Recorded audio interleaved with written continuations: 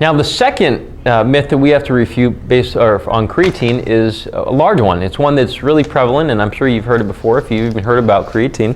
And it talks about renal distress. So creatine causes renal distress is what's listed in the study here. It's one issue which I was a little concerned about when I was younger, or at least taking creatine my first time. And as I started to read, I started realizing that it wasn't a major problem really at all. And according to this study, they talked about actually the backstory of how this even became myth or tale in regards to creatine. They said there was a study back in, or it was a case study, which only has a sample size of one. And by sample size, I mean it was only based upon one guy with one condition. And this guy did have detrimental effects in regards to his renal globular filtration rate, which is something that you can measure renal function with, or kidney function with, in case, I guess I didn't explain what renal meant, but it means kidney.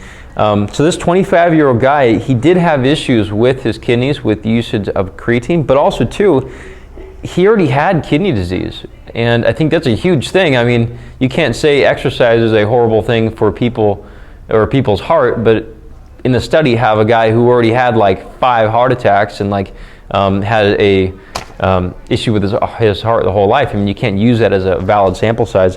So basically what happened with this study is it got, or this case study got picked up 3 days later by a French sports newspaper, and it started kind of getting spread throughout Europe.